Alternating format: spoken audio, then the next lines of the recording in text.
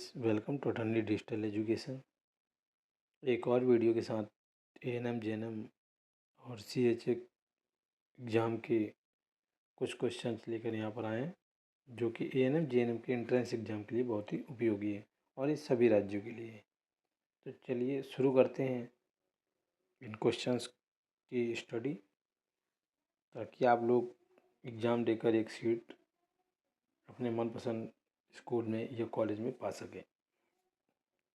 तो देखिए, यहाँ पर पहला क्वेश्चन है, कौन सा एंजाइम पत्तियों में क्लोरोफिल के निर्माण में सहायक होता है? तो नाइट्रेट रिक्टेज, गैलेक्टोज ट्रांसफेरस या एसिटाइल कोए कार्बोक्सिलेट।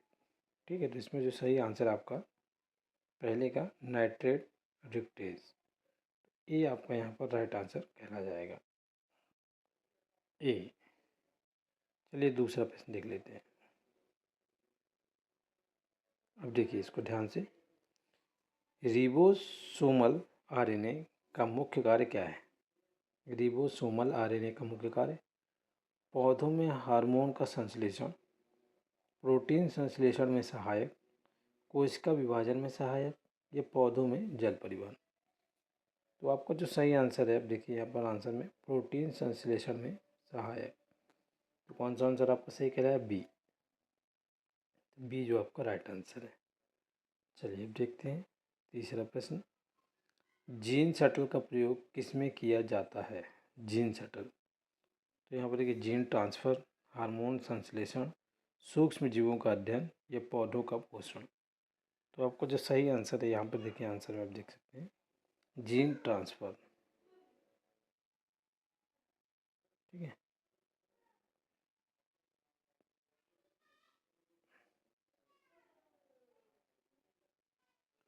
तो यहाँ पर ए हमारा राइट आंसर हो जाएगा।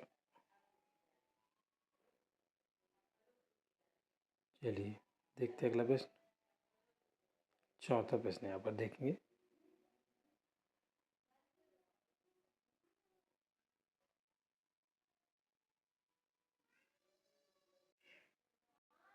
क्वेश्चन ऐसा है कि एग्रोबैक्टीरियम ट्यूमेफेसियंस का उपयोग इसमें से किया जाता है? किसमें किया जाता है? तो चार ऑप्शन है, किसमें किया जाता है? पौधों में जीन ट्रांसफ़र, बैक्टीरिया में जीन ट्रांसफ़र, मानव कोशिकाओं में जीन ट्रांसफ़र, या वायरस का निर्माण। ठीक है, तो चार ऑप्शन। तो आंसर जो आपका सही, पौधों में जीन ट्रांसफ़र, ये हमारा ए आंसर आपका सही आंसर यहाँ पर कहलाएगा। तो ये आपका राइट आंसर हो गया यहाँ पर। चलिए देखते हैं पाँचवा प्रश्न ले लेते हैं हम। डीटीबी का पूरा नाम क्या है? टीडीबी का पूरा नाम क्या है? ठीक है, यहाँ पर चार ऑप्शन देखिए, चार ऑप्शन यहाँ पर दिए गए। सही आंसर आप चार ऑप्शन को पढ़िए, सेम नाम दिख रहे हैं। तो यहाँ पर जो हमारा सही आंसर है वे ये वाला देखेंगे हम, ये हमारा ट्रांसगेने ड्राइवेड बायोमोलिक्यूल, ये हमारा आंसर सही कहलाएगा। ये हमारा राइट आंसर है, ट्रांसगेने डेरिव्ड बायोमोलिक्यूल हमारा राइट आंसर है। छठवां प्रश्न देख लेते हैं, रिवर्स ट्रांसक्रिप्टेज का प्रमुख कार्य क्या है? रिवर्स ट्रांसक्रिप्टेज का प्रमुख कार्य क्या है? आरएनए से डीएनए का संश्लेषण, डीएनए से आरएनए का संश्लेषण, प्रोटीन संश्लेषण, या डीएनए की मरम्मत। तो सही आंसर है आरएनए का डीएनए से संश्लेषण, ये हमारा राइट आंसर हो गया है। कोई मत। सातवां देखिए क्वेश्चन आप, ग्रीन रिवॉल्यूशन के प्रमुख उद्देश्य क्या थे? ग्रीन रिवॉल्यूशन के प्रमुख उद्देश्य क्या थे? कृषि भूमि का विस्तार, उच्च उपज वाले बीजों का उत्पादन, पौधों में रोग प्रतिरोधक क्षमता का विकास, या कृषि उपकरणों का विकास। तो ग्रीन रिवॉल्यूशन के प्रमुख उद्देश्य यहाँ पर उच्च उपज वाले बीजों का उत्पादन, तो बी हमारे यहाँ पर राइट आंसर कहला जाएगा, उच्च बीजों का उत्पादन। चलिए अब चलते हैं, आठवां प्रश्न देख लेते हैं, पौधों में हार्मोनल बैलेंस किसके नियंत्रित होता है? पौधों में हार्मोनल बैलेंस किससे नियंत्रित होता है? एंजाइमों से, पौधों के जीन से, पत्तियों से, या हार्मोन से? तो जो सही आंसर है आपका, आप देख सकते हैं यहाँ पर हार्मोन से। तो डी हमारा राइट आंसर कहला जाएगा, डी। चलिए देखते हैं 9वां प्रश्न। द्वितीयक मेटाबोलाइट्स का प्रमुख कार्य क्या है? द्वितीयक मेटाबोलाइट्स का प्रमुख कार्य क्या है? पौधों में ऊर्जा का संचयन, पौधों में सूखा सहिष्णु बनाना, पौधों को रोगों और कीटों से बचाना, प्रोटीन संश्लेषण में सहायक। जो सही आंसर है आपका पौधों को रोगों और कीटों से बचाना, तो सी हमारा आंसर यहाँ पर सही आंसर कहलाएगा। चलिए अगला देख लेते हैं प्रश्न 10वां। युग्मज रूपांतरण किसमें होता है? युग्मज रूपांतरण किसमें होता है? बैक्टीरिया में, पशुओं में, पौधों में या मनुष्य में?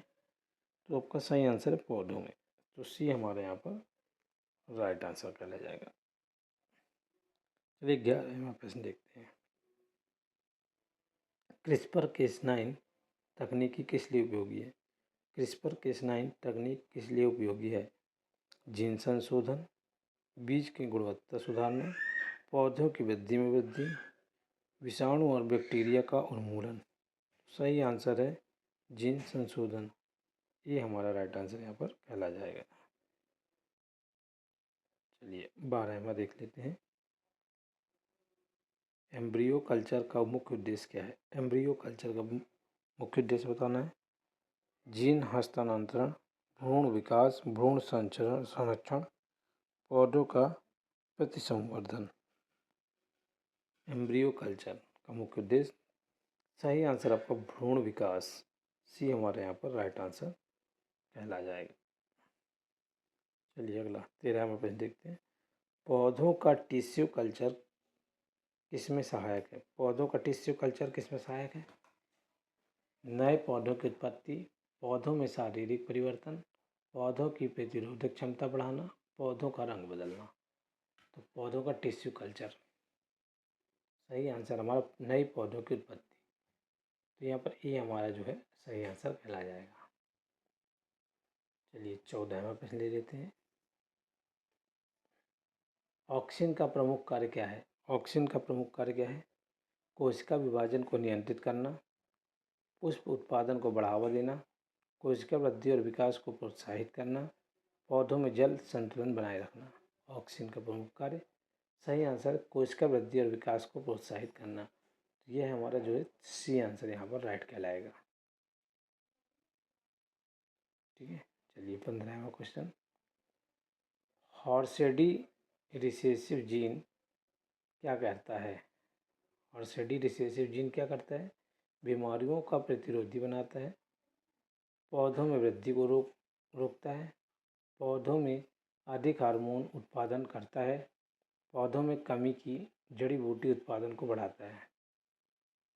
तो जो सही आंसर है पौधों में वृद्धि को रोकता है, इसका कार्य क्या हो गया? पौधों में वृद्धि को रोकता है, बी आंसर हमारा सही हो गया। ठीक है, माफ कीजिएगा, ऐसा बी हमारा राइट आंसर है। चलिए देखते हैं 16वां। स्ट्रेस टॉलरेंस हल के लिए कौन सी तकनीक सबसे प्रभावी है? स्ट्रेस टॉलरेंस के लिए कौन सी तकनीक सबसे प्रभावी है? CRISPR-Cas9, tissue culture, gene coding या रूट इंजीनियरिंग? सही आंसर है टिश्यू कल्चर, तो हमारा बी आंसर यहाँ पर राइट आंसर कहला जाएगा। चलिए 17वां प्रश्न। कौन सा तत्व पत्तियों की हरी रंगत बनाए रखने में सहायक होता है?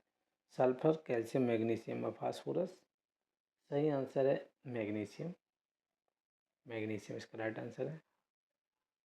पत्तियों की रंगत बनाए रखने में मैग्नीशियम सहायक होता है, ये देख सकते हैं सी मैग्नीशियम। चलिए अगला प्रश्न देखते हैं 18वां। साइटोकाइनिन का मुख्य कार्य क्या है? साइटोकाइनिन का मुख्य कार्य क्या है? कोशिका विभाजन को उत्तेजित करना, कोशिका वृद्धि को नियंत्रित करना, जल संतुलन बनाए रखना, शारीरिक सहन शक्ति बढ़ाना। साइटोकाइनिन का मुख्य कार्य क्या है? देखिए इसका आंसर कोशिका विभाजन को उत्तेजित करना, ये हमारे यहाँ पर राइट आंसर कहला जाएगा। चलिए अगला 19वां प्रश्न। बैक्टीरियल वेटबूल का उपयोग किसमें किया जाता है? सिंथेटिक रेजिन उत्पादन, बीज उपचार, पौधे में प्रतिरोधक क्षमता बढ़ाना, पौधों का हार्मोनल उपचार। सही आंसर है बीज उपचार। बी आपका जो है राइट आंसर कहला जाएगा। चलिए अगला देख लेते हैं 20वां। एंडोस्पोर क्या है? बैक्टीरिया द्वारा उत्पन्न बीज, बैक्टीरिया द्वारा उत्पन्न रक्षक कोशिका, पौधों के उपोत्पाद, बैक्टीरिया के संक्रमण में उत्पन्न कोशिका। सही है बैक्टीरिया द्वारा उत्पन्न रक्षक कोशिका। ठीक है, तो एंडोस्पोर क्या है? ये हमारा बी बैक्टीरिया द्वारा उत्पन्न रक्षक कोशिका। थैंक यू गाइज, मिलते हैं इसी प्रकार अगले वीडियो में।